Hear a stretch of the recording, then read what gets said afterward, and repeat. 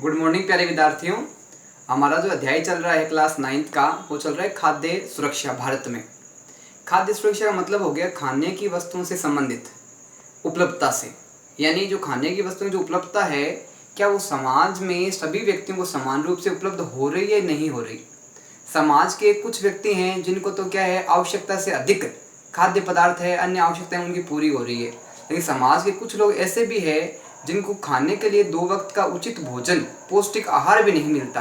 तो उन जो लोग जो पिछड़े हुए हैं या जिनके पास सहायता किसी प्रकार से उनको प्राप्त नहीं हो पाती, उसके लिए सरकार क्या करे, किस प्रकार की योजनाओं का निर्माण करे, कौन से कार्य चलाए, कौन से उनको लाभ पहुंचाने कार्य करे कि प्रत्येक व्यक्ति तक खाद्य पदार्थों का उचित रूप से उनके साथ वितरण हो सके, उनसे उनके पास पहुंच सके। इसलिए सरकार समय समय पे नए नए कार्यक्रम चला रही है, योजनाओं को लागू कर रही है, और इसके साथ जमीनी स्तर पर लोगों को जो आवश्यकता है खाद्य पदार्थों की, क्या उनको वास्तव में वो प्राप्त लाभ हो रहा है या नहीं हो रहा। इसके लिए समय समय पे क्या है कि लोगों को इसके बारे में जानकारी करने के लिए या आंकड़े वास्तविक ज्ञात करने के लिए भी लोगों को जमीनी स्तर पे उनकी जो है वो जनगणना, उनकी जो संख्या है ज्ञात की जाती है, कितने क्षेत्र में कितने लोग हैं, कितनी उनकी आवश्यकताएं हैं, परिवार में कितने सदस्य हैं। इसके आधार पर क्या है, सरकार कार्यक्रम भी चलाती है। लेकिन कुछ अन्य कारण भी है जो इन्हें खाद्य पदार्थों की सुरक्षा के लिए जिम्मेदार होते हैं। आज उन्हीं कारकों के बारे में अध्ययन करेंगे कि जो प्रमुख कारण हैं, एक तो उत्पादन में कमी होती है, दूसरी बात उत्पादन में कमी होने कुछ अन्य कारण भी होते हैं, उनके बारे में प्रमुख रूप से आज चर्चा करेंगे। बात आती है किसी आपदा के समय खाद्य सुरक्षा कैसे प्रभावित होती है। किसी आपदा के समय, अब आपदा है वो ऐसी स्थिति है जो कभी भी उत्पन्न हो सकती है, उससे का कोई निश्चित समय नहीं होता, अनिश्चित समय होता है। अनिश्चित समय के साथ क्या है, वो किसी भी समय में, किसी भी क्षेत्र में और किसी भी स्थान पे कभी भी घटित हो सकती है, चाहे वो मानव कारण आपदा हो, चाहे वो प्राकृतिक आपदा हो। बात करते हैं आपदा का अर्थ क्या है। आपदा का एक प्रकार से मतलब होता है एक प्रकार से अचानक घटित होने वाली घटना, जो अचानक घटित होती है, जिसकी कोई जानकारी पूर्व में नहीं होती।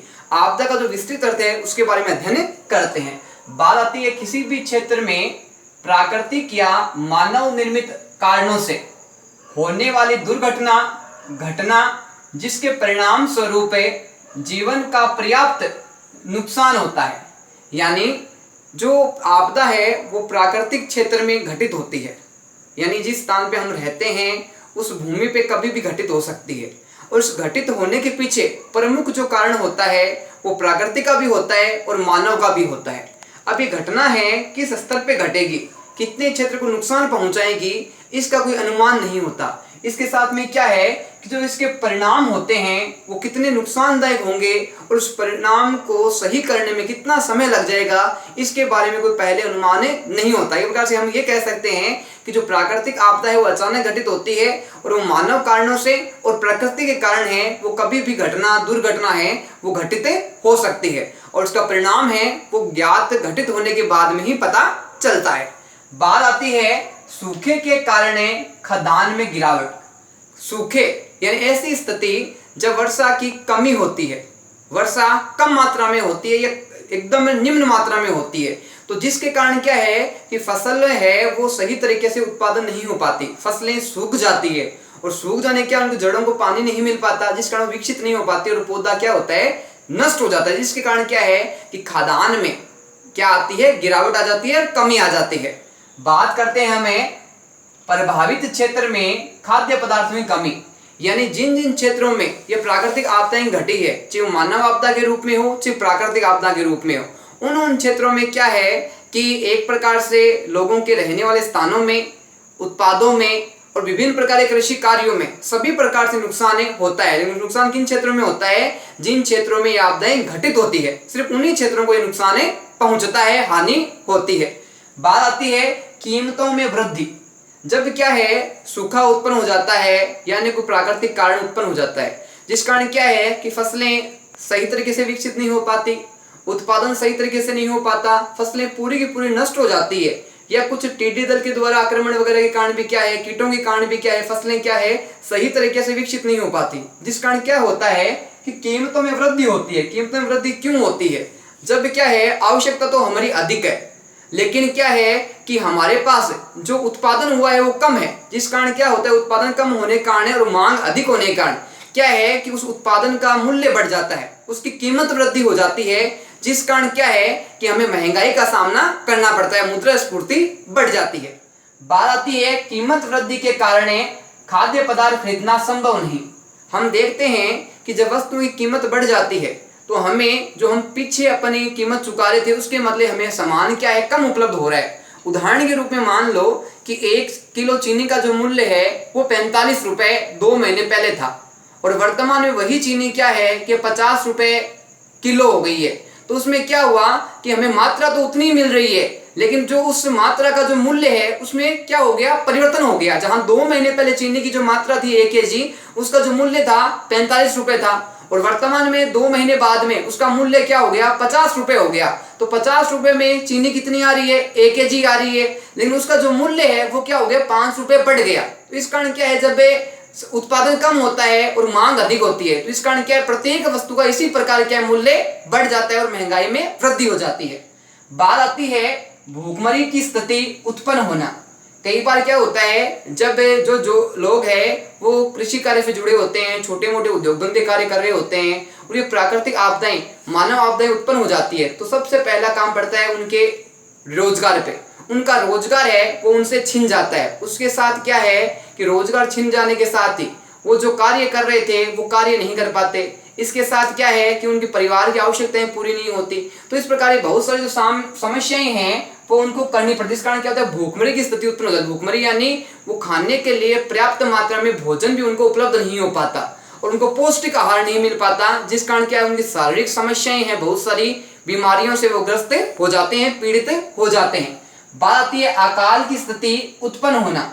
कई बार क्या होता है कि कई बार तो क्या है, बारिश की कमी होती है। कई बार क्या होता है कि बारिश इतनी कम मात्रा में होती है कि फसल है वो तो उत्पादन होती नहीं, साथ में पशुओं के लिए चारे वगैरह की व्यवस्था भी नहीं हो पाती, जिस कारण क्या है कि न तो पशुओं के लिए भोजन की व्यवस्था हो पाती है, न मनुष्यों के लिए भोजन की व्यवस्था हो पाती है। इस कारण क्या है कि मनुष्य भी अकाल का शिकार हो जाते हैं और जो पशु पक्षी है वो भी अकाल का शिकार हो जाते हैं। तो भूखमरी में समस्याएं हैं, सिर्फ मानव के लिए नहीं, साथ में पशुओं के लिए भी संबंधित है। उनका सामना है मनुष्य और पशुओं को दोनों को करना पड़ता है।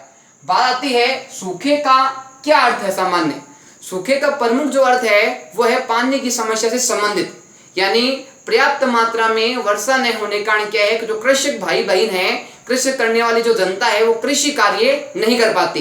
तो सूखे का जो अर्थ है सामान्य वो है पानी की आपूर्ति में लंबे समय तक की कमी का होना एक घटना, यानी बारिश की है वो कम संभावनाएं होती है, बारिश कम होती है, और ये जब बारिश काफी समय तक लगातार नहीं होती, काफी समय तक जब पानी उपलब्ध नहीं होता तो उसके कारण जो समस्या उत्पन्न होती है, जो बाधा उत्पन्न होती है, जो परेशानी समस्या सामने आती है वो क्या है, सूखे की समस्या उत्पन्न हो जाती है। बात करते हैं भूखमरी की। भूखमरी का जो प्रमुख संबंध है वो है व्यक्ति की खाद्य आवश्यकता से।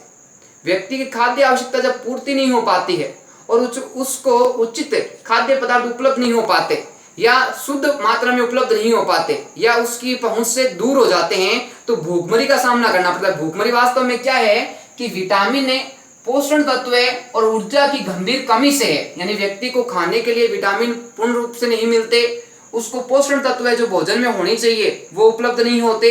इसके साथ क्या है कि जब ये उपलब्ध नहीं होते तो उसके शरीर में जो ऊर्जा है, शक्ति है, उसकी क्या हो जाती है, कमी हो जाती है, जिसके कारण शरीर में जो रोग प्रतिरोधक क्षमता है वो भी क्या हो जाती है, कम होती है, बीमारियों से लड़ने की क्षमता भी कम हो जाती है। बात आती है अकाल के कारण मौतें अधिक। जब अकाल होता है उस समय क्या होता है कि जो लोगों की मरने की संख्या है वो बढ़ने लग जाती है। कारण क्या कि उनके उत्पादन नहीं हो पाता, दूसरी बात है उत्पादन नहीं होने के कारण उनकी आर्थिक स्थिति कमजोर हो जाती है, तीसरी बात खाने के लिए उनको भोजन नहीं मिलता, चौथी बात है कि उनकी बुनियादी आवश्यकताएं उनकी पूर्ण नहीं हो पाती, जिस कारण क्या है कि व्यक्ति अकाल का शिकार हो जाता है, अकाल मृत्यु का शिकार हो जाता है। बात करते हैं दूषित जल है वह सड़े भोजन का प्रयोग। जब व्यक्ति को भोजन उपलब्ध नहीं होता, जब व्यक्ति को स्वच्छ भोजन जल उपलब्ध नहीं होता तो वो क्या करता है कि जो भी उसको उपलब्ध हो, चाहे वो कैसा भी स्थिति में हो, खराब हो, चाहे अच्छा हो, चाहे बुरा हो, वो उस स्थिति को अपना लेता है, स्वीकार कर लेता है। तो वो अशुद्ध पानी पीने के लिए भी तैयार हो जाता है, वो जो खराब भोजन हो पड़ा है उसको भी खाने के लिए तैयार हो जाता है। इस कारण क्या है कि उसको समस्याएं हैं, वो शरीर में ग्रस्त हो जाती है और बीमारियों से उसको छुटकारा नहीं मिल पाता, और आखिर में ऐसी स्थिति उत्पन्न हो जाती है कि रोग उसका बीमारियों का एक घर बन जाता है, और बीमारी के कारण उसका समस्या है वो पूर्णतः तब समाप्त हो जाती है जब वो दुनिया छोड़ देता है। बात आती है शरीर की प्रतिरोधी क्षमता में गिरावट आना। व्यक्ति की जो प्रतिरोधक क्षमता है वो अच्छी कब होती है? जब वो सही तरीके से भोजन खाता है, सही तरीके से स्वच्छ भोजन उसको उपलब्ध होता है, अच्छा उसको जल उपलब्ध होता है, अच्छी उसको वायु प्राप्त होती है, अच्छी उसको पेड़ पौधों के साथ मिलने वाले जो है जड़ी बूटियां वगैरह है, उनको फल वगैरह वो प्राप्त हो पाते हैं, जिस कारण क्या उसकी प्रतिरोधक क्षमता अधिक बनी रहती है। जितना अधिक वो हरी चीजों का सेवन करता है, हरे पदार्थों का सेवन करता है, उतना ही क्या है कि उसकी प्रतिरोधक क्षमता अच्छी रहती है। लेकिन जब उसके पास ये उपलब्ध नहीं हो पाते, जब उसकी कमी हो जाती है, तो व्यक्ति में जो बीमारियों से लड़ने की क्षमता है, जो रोग प्रतिरोधक क्षमता है, वो उसमें क्या होती है? गिरावट आ जाती है, उसमें कमी आ जाती है। बात करते हैं सबसे भयानक अकाल की।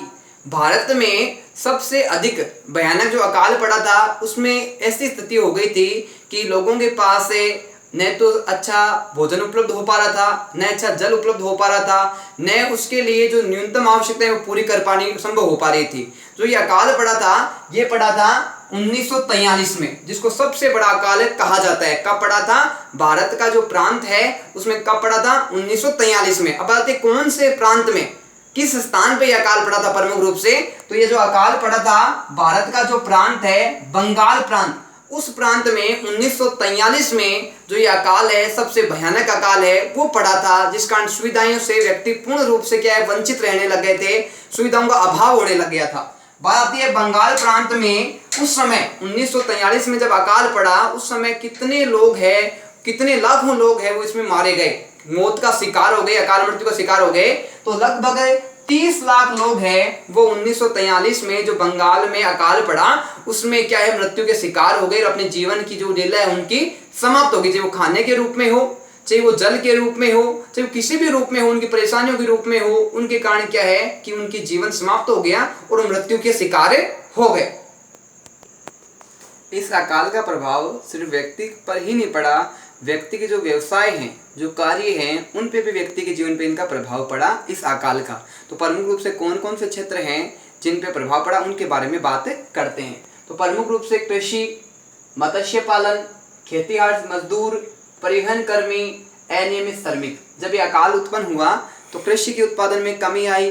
जो लोग मछली पालन वगैरह कर रहे थे, पानी की उपलब्धता के कारण, पानी उपलब्ध नहीं होने के कारण वो मत्स्य पालन नहीं कर पाए। जो श्रमिक है, जो उनको खेती कार्य मिल रहा था, मजदूरी मिल रही थी, वो मजदूरी उनसे छिन गई।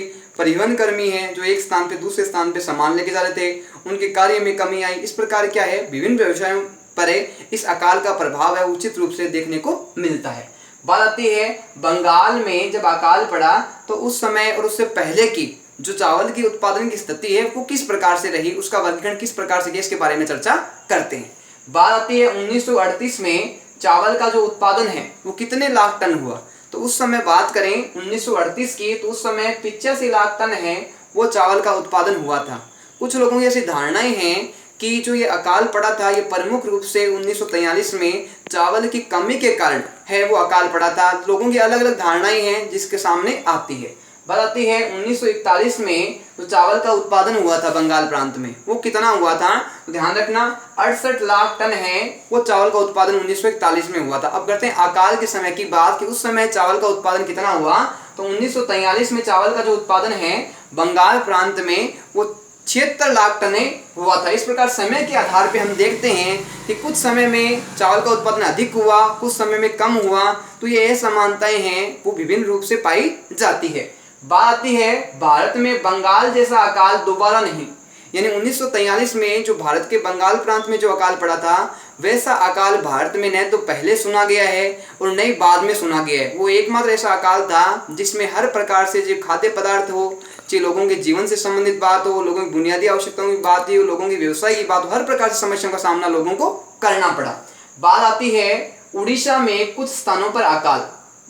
बंगाल के साथ साथ उड़ीसा के कुछ स्थान ऐसे हैं जहां अकाल के कारण लोगों को समस्याओं का सामना करना पड़ा है और कई लोग क्या है अकाल मृत्यु को शिकार भी हो गए। तो प्रमुख रूप से जो उड़ीसा में जो अकाल पड़ा वो प्रमुख रूप से कालाहांडी और जो काशीपुर स्थान है उड़ीसा के, वहां पे ये अकाल देखने को मिलता है। बात आती है भूख के कारण कुछ लोगों की मौत। उड़ीसा में भी क्या है, कुछ स्थानों पे लोगों को भोजन उपलब्ध नहीं हो पाया और काफी समय तक भोजन उपलब्ध नहीं होने के कारण वो लोग क्या है कि मृत्यु के शिकार हो गए, अपनी जीवन लीला उनकी समाप्त हो गई। बात आती है राजस्थान के 12 जिले में भूख के कारण मृत्यु। जहां उड़ीसा के साथ साथ राजस्थान राज्य है उसके भी जिले में ये स्थिति देखने को मिली कि भूख के कारण लोगों की मृत्यु है वो 12 जिले में देखने को भी मिली, राजस्थान के 12 जिले में। बात आती है झारखंड के पलामू जिले में भूख के कारण मृत्यु। ये सिलसिला है, ये बंगाल में, उड़ीसा में, राजस्थान में नहीं रुका, ये सिलसिला आगे अन्य राज्यों में भी चलता रहा। इस प्रकार झारखंड के जो पलामू जिला है वहां भी लोगों की जब आवश्यकताएं पूर्ण नहीं हुई खाद्य पदार्थों की, तो जब उनको आवश्यकताएं पूर्ण नहीं होने के कारण उनकी जो रोज प्रतिरोधक क्षमता है वो कम हो गई और वो भी क्या है, मृत्यु के शिकार हो गए। बात आती है खाद्य सुरक्षा आवश्यक, यानी व्यक्ति को जीवन को सुरक्षित रखना है, उसकी रोग प्रतिरोधक क्षमता बनाई रखनी है, उसको हष्ट पुष्ट रखना है, उसको स्वस्थ रखना है, तो आवश्यक है कि उसको अच्छा भोजन है पर्याप्त मात्रा में मिले। सिर्फ 2 समय का भोजन ही उपलब्ध नहीं, उस भोजन में जो विटामिन तत्व है, जो खनिज लवण है, वो भी सही मात्रा में उसको उपलब्ध होने चाहिए। बात आती है खाद्य असुरक्षित कौन है, यानी खाद्य असुरक्षा से जो पीड़ित है या जो असुरक्षित है या जो सामान्य स्तर है वो किस प्रकार से है, किस प्रकार से असुविधाएं देखने को मिलती है। भारत का एक बहुत बड़ा भाग है खाद्य व पोषण से असुरक्षित, यानी खाद्य पदार्थ है और उसकी संबंधी जो आवश्यक तत्व है उससे भारत का एक बहुत बड़ा भाग है वो आज भी क्या असुरक्षित है, जिस कारण उसकी क्या है कि खाद्य आवश्यकता उसको पूर्ति नहीं किया जा रहा, उसकी पूर्ति नहीं की जा रही। बात आती है सर्वाधिक प्रभावित क्षेत्र। कुछ क्षेत्र ऐसे हैं जो उत्पादन की दृष्टि से उनमें उत्पादन कम होने के कारण और महंगाई अधिक होने के कारण क्या है, कुछ क्षेत्र है भारत के वो अत्यधिक प्रमुख रूप से इससे पीड़ित दिखाई देते हैं। चाहे झारखंड हो, चाहे वो उड़ीसा हो, चाहे वो बिहार हो, चाहे वो बंगाल हो या कुछ अन्य राज्यों की बात भी अपन कर सकते हैं। बात आती है भूमिहीन या नगण्य भूमि पर निर्भर। अब कुछ लोग क्या है कि एकदम भूमिहीन है, भूमिहीन का मतलब हो गया जिनके पास भूमि है कृषि कार्य करने के लिए बिल्कुल नहीं है, या जिनके पास भूमि है वो इतनी कम है कि उनके पास उत्पादन नहीं हो पाता, दूसरा कार्य उनको करना नहीं आता, किसी प्रकार उनके पास प्रशिक्षण नहीं है, तो ऐसी स्थिति इन लोगों की देखने को मिलती है। बात आती है पारंपरिक दस्तकार। कुछ लोग ऐसे हैं जिनको क्या है कि आधुनिक तकनीक के साथ कार्य नहीं करना आता, वो अपने हाथ की कला के माध्यम से ही कार्य करते हैं। जब सिलाई का कार्य हो, चाहे बुनाई का कार्य हो, चाहे मूर्ति कला का कार्य हो, चाहे अन्य अलग अलग प्रिंटिंग का कार्य हो, हाथ के द्वारा ही कार्य करते हैं, जिन कारण के श्रम उनका अधिक लगता है, मेहनत अधिक लगती है, जबकि लाभ उनको क्या है कम प्राप्त होता है। तो ये पारंपरिक जो दस्तकार है इनको भी समस्याओं का सामना करना पड़ता है। बात है छोटा मोटा काम करने वाले कामगार। अब कुछ मजदूर है जो क्या है कि जैसे सिलाई का काम करते हैं, कुछ बुनाई का काम करते हैं, कुछ कढ़ाई का काम करते हैं, कुछ प्रिंटिंग का काम करते हैं, उनको क्या है कि उस काम के बदले में जो मेहनत है वो कम मिलती है, या रोजगार कुछ समय के लिए मिल जाता है, कुछ समय के लिए रोजगार नहीं मिल पाता, तो उनकी जो आमदनी है, जो उनकी आवश्यकताएं हैं वो कभी पूर्ण हो जाती है और कभी पूर्ण नहीं होती। बात आती है निराश्रित तथा भिखारी। कुछ लोग ऐसे भी हैं जो स्वयं अपनी आवश्यकताओं को पूरा नहीं कर पाते, वो किसी दूसरे व्यक्ति पर निर्भर है, दूसरे व्यक्ति पर आश्रित है, और इसके साथ भिखारी जो क्या है भीख मांग के अपने जीवन का यापन करते हैं। तो ये समस्या निराश्रितों में और भिखारियों में भी खाद्य सुरक्षा की अस्थिति है वो सामने देखने को मिलती है। बात आती है शहरी क्षेत्र की। शहरी क्षेत्र में भी कुछ समस्याएं हैं जो खाद्य सुरक्षा से संबंधित देखने को मिलती है। प्रमुख जो कारण उनके बारे में चर्चा करते हैं। कम वेतन वाले व्यवसाय। अब जो मजदूरी का कार्य है उसमें कम वेतन मिलता है, जो ईंट भट्टे वाले कार्य हैं उनमें कम वेतन मिलता है, या कई बार क्या होता है कि कुछ समय के लिए तो उनको रोजगार उपलब्ध होता है, कुछ समय के बाद उनका रोजगार छिन जाता है, क्योंकि क्या है कि जनसंख्या अधिक होने के कारण क्या है लोगों को रोजगार नहीं मिलता। रोजगार कम मिलने के कारण क्या है कि जितनी मजदूरी उनसे दी जाती है उनको, उतने पे वो कम में जब राजी हो जाते हैं और जो अधिक मूल्य पे मजदूर काम करे उसका काम छूट जाता है, उसका काम छीन लिया जाता है। बात आती है अनियमित श्रम। अनियमित श्रम का मतलब ये होता है कि साल में 4 महीने तो कार्य मिल गया, 6 महीने तो कार्य मिल गया, 8 महीने तो कार्य मिल गया, 4 महीने उसको कार्य नहीं मिलता। यह क्या होता है, उसके व्यवसाय ऐसे कार्य होते हैं जो व्यवसाय से संबंधित कार्य करता है। जब व्यवसाय उसके मौसम के अकॉर्डिंग होते हैं तो उसका व्यवसाय चलता है, और जैसे ही मौसम परिवर्तन होता है तो उसका व्यवसाय है वो नहीं चल पाता और उसकी आमदनी कम हो जाती है। बात आती है कामगार मौसमी कार्य। अब जैसे कृषक है वो प्रमुख रूप से कृषि कार्य पर निर्भर है। अब कृषि का कार्य वो 12 महीने तो नहीं हो सकता, कृषि का कार्य होता है बुआई और कटाई के समय। अब जो बीच का समय है उस समय कृषक है वो पूर्ण रूप से क्या है उनके पास कोई काम नहीं होता, और काम नहीं होने के कारण क्या उनकी आमदनी नहीं हो पाती। तो क्या है कि मौसमी कांड भी क्या है, कृषि संबंधी समस्याएं देखने को मिलती है। बात आती है कम मजदूरी अधिक श्रम। कुछ स्थान पर व्यक्तियों की क्या है कि शोषण कार्य किया जाता है। शोषण किस रूप में होता है कि काम तो उनसे अधिक लिया जाता है, काम तो उनसे अधिक करवाया जाता है, श्रम तो उनसे अधिक लिया जाता है, बदले में उनको जो श्रम मिलता है, उनको जो भुगतान मिलता है, उनको मजदूरी मिलती है, वो उनके श्रम के मुकाबले में कम है, जिस कारण क्या है वो अपनी आवश्यकताओं को पूरा नहीं कर पाते हैं।